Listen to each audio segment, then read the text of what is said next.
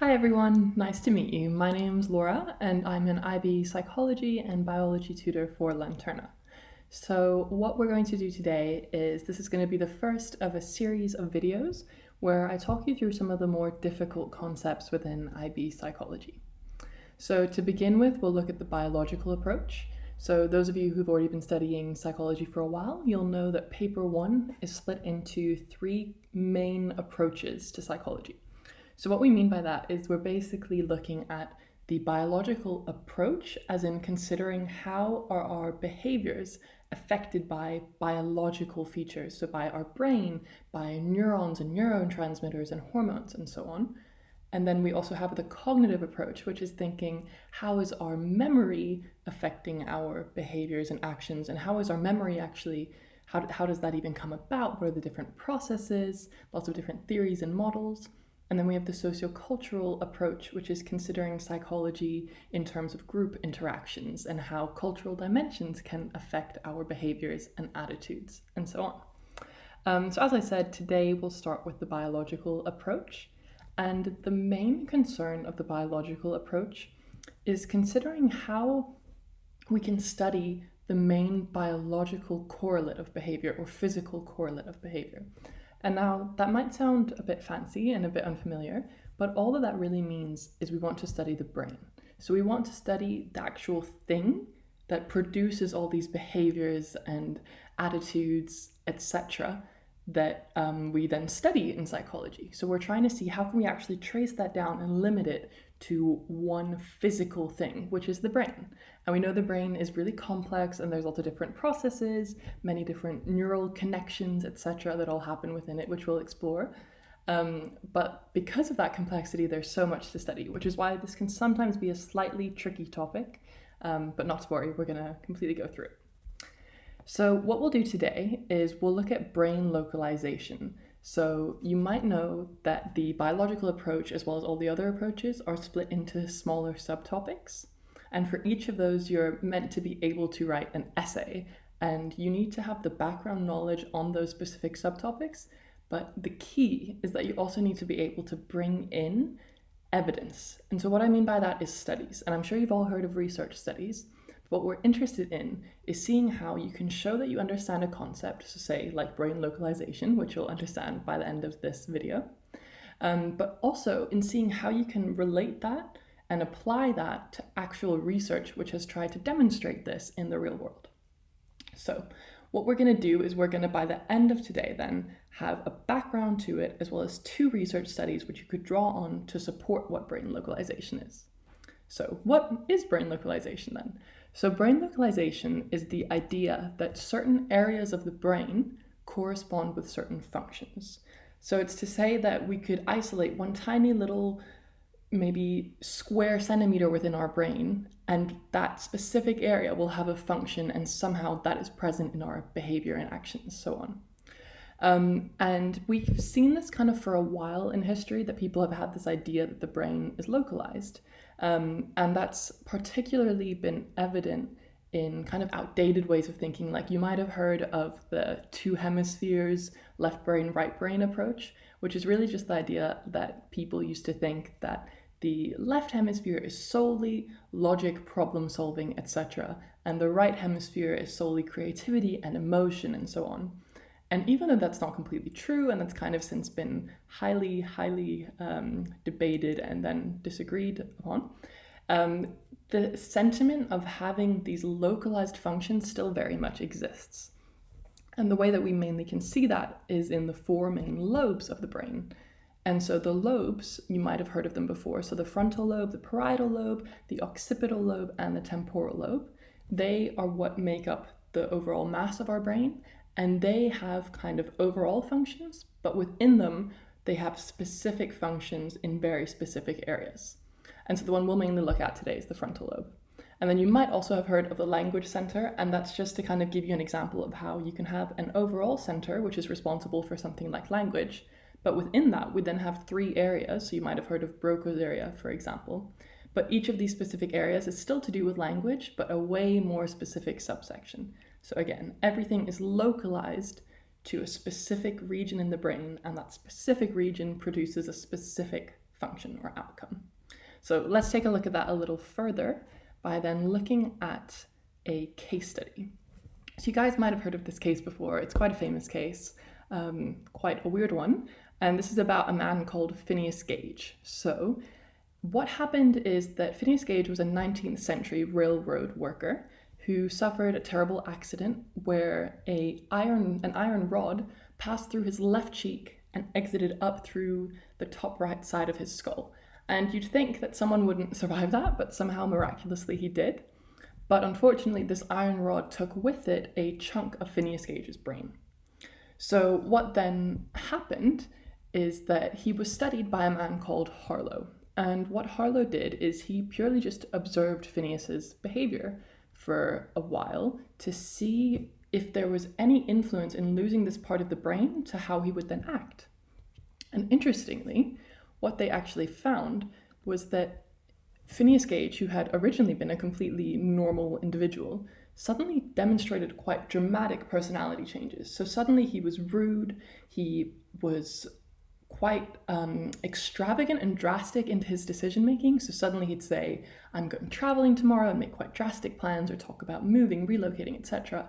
And then a few minutes later, he would change his mind entirely and have a new drastic grand plan that he'd come up with. So what this then led us to conclude, and led Harlow to conclude at the time, is that the frontal lobe, which is where the rod had exited Phineas Gage's brain, that must be involved in personality, because by removing that chunk, then clearly that produced some alteration in Phineas Gage's behavior in the form of personality, so the kind of decisions he was making. However, one thing to make sure to note here is that in psychology, we make a distinction between talking about correlation and causation. So I would always advise you to talk about correlation if you are unsure, because really we can only say that two things are linked or related. So as one increases, another increases, or that one thing suggests something might happen. But causation, we kind of reserve for when we talk about experiments and things where you actually have variables that you're manipulating to see a cause and effect. Because without that, we can't necessarily be certain that one thing causes another. So just be sure to be careful about that. So what the study showed us is that there's probably a link between the frontal lobe, specifically the prefrontal region, and personality. Okay. One other thing before we move on to the next study as well is just to remember that when we're talking about these studies, the IB wants you to be quite critical. And what we mean by that is you need to be aware that studies like this in particular, where there's kind of a freak accident, it's just one individual that this occurs to, or even just a small group, we can't necessarily generalize that because it's such a rare event and it's not a big enough sample size that we can say, oh, well, this whole group has shown this exact same effect, therefore it must be true for everyone. But what we can say is that this kind of points us in the right direction. So this helped people in the past, psychologists in the past, then start to realize, oh, there must be such a thing as localization of function. There must be a specific role of the frontal lobe in personality. Therefore, it's a stepping stone, but it's not the one piece of evidence. Okay, so the next study that we'll talk about, and the last study for today, is Milner and Scoville. So you might have heard about HM. So HM was the subject of this study, and it's quite unconventional again. So a lot of these brain localization ones are. What happened is that HM suffered from a bike accident at age 7, and he basically got a head injury.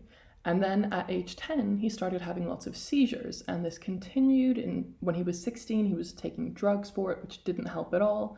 And then eventually, when he turned 27, he decided to have an operation to remove part of his brain that was causing this issue. And so what he had is HM had a bilateral medial temporal lobectomy.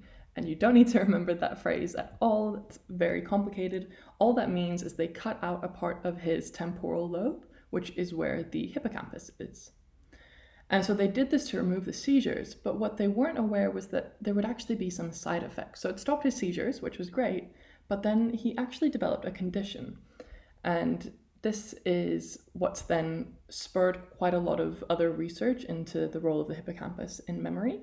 And just to note as well, when you talk about this study, make sure you mention Corkin. So I know in the title of the slide, it says Milner and Scoville, but Corkin actually also contributed to the study, and he's a key researcher, and it's good to show the IB that you're aware of this, because he's the one who administered the MRI scan in 1987. So when the technology became available, he was able to actually give an MRI scan to understand what was physically going on inside HM's brain. And remember, that's what we said, we want to be able to understand what's physically happening in the brain. So just remember the name Corkin and use that in your essays. So what they found was that the condition that HM had developed is something that we call amnesia, specifically anterograde amnesia. So there's two types of amnesia. And amnesia is when you lose the ability to form or recall memories. And the two types are retrograde and anterograde. So retrograde, just remember retro, that means old in the past. So anterograde is kind of new or future. So anti, think after. And what anterograde amnesia is it's the inability to make new memories. So you can't make new memories after the accident, or in this case, after the operation. And what that meant is that HM was kind of stuck in this weird little bubble where he simply couldn't encode the things he was perceiving in his environment, the new memories he was making. He wasn't able to store them in any way. And so that means that he basically had no future anymore. He was just living in the now. And beyond that, he even developed partial retrograde amnesia, so the inability to remember things from the past, which meant that he had difficulty with memories from around the time of his seizures. So that basically meant he had this awful situation where he'd eliminated the seizures, but instead he had an issue with his memory. And so you might think, what does this have to do with localization of function? This is just talking about the hippocampus and memories. But actually, the conclusion we can draw from this study is that the hippocampus must play a role in memories. And that's what the researchers were able to conclude as well. Because basically it showed that somehow and for some reason, the hippocampus has some key role in converting short-term memories to long-term memories. So that encoding is basically what allows you to retain the memory for a long time. And we'll talk about that in the cognitive approach. So don't worry if that doesn't make sense now. But basically that's a key to memory storage. So it shows that localization of function is evident in HM's inability to create new memories. Okay, so basically if we then, let's say that we've answered the essay question with these two studies, we would then make sure to tie it all together at the end by very explicitly linking these two studies back to the question, back to brain localization. Because it's great that you can show the evidence. We've shown the background and we've shown the evidence, but you really need to tie the two together to get those sevens. So you really need to show that you understand that these studies showed freak accidents and they showed brain abnormalities and weird behaviors. But the reason that we use these studies in our answers is to demonstrate that we understand that specific brain regions relate to specific functions. And then also throughout, remember to be critical, remember to be evaluative. That doesn't have to be very complex. It just needs to show your awareness that, for example, what we mentioned before, you can't generalize these studies. They're kind of one-off accidents. Or you could also say here that it's great that this was a long study because that meant that Corkin had time to administer an MRI when that technology became available. So it's not only about talking about the negatives, you can talk about how good some pieces of research are, and it's great when things are corroborated by further research or by, for example, an MRI scan. So that's all we're going to cover today. So that's the first subtopic within the biological approach, and I'll cover another subtopic next time. I really hope that you learned something about this and this is a little more clear now and you're starting to get an idea of how we should be answering essay questions. If not, don't worry at all. I've got more videos coming which hopefully will help you to explore that further. And then also for now, feel free to check out the link to online private tuition with Lanterna. There's a bunch of tutors who are all absolutely amazing, who will be able to help you personally, so kind of tailor the tutoring approach specifically to you. And I'm also available, so just click the link and I look forward to seeing you guys next time. Thank you.